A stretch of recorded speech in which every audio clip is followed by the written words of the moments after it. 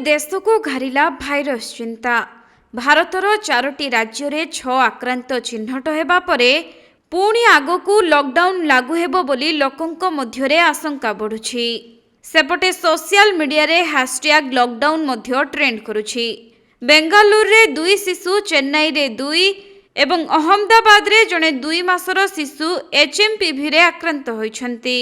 सेहीपरि कोलकाता रे मध्य 6 मासर शिशु शरीर रे एचएमपीवी चिन्हट होइछि। आउ वर्तमान देश रे एचएमपीवी आक्रांतक संख्या 6 को वृद्धि पाइछि। बड़ कथा हेउछि जे कौनसी आक्रांतंकर ट्रावेल हिस्ट्री नथिला। एही भूताणु रे अधिक शिशु आक्रांत हेउथिबारु चिंता बढ़िछि। सेपटे कर्णाटक एवं महाराष्ट्र सरकार एथिपाई गाइडलाइन जारी करि सारिछन्ति। कर्णाटक सरकार लोकंकु मास्क पिंधिबा पई अपील करिथिबा बेले गहଳି स्थान को न जिबा पई महाराष्ट्र रे कटकणा लागिछि।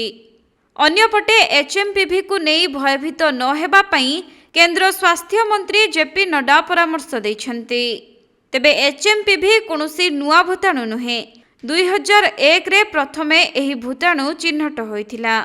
हेले पुणी वर्तमान देश रे एचएमपीवी संक्रमण सामना को आसिबा परे राज्य स्वास्थ्य विभाग एने गुरुत्वपूर्ण बैठक करुछि।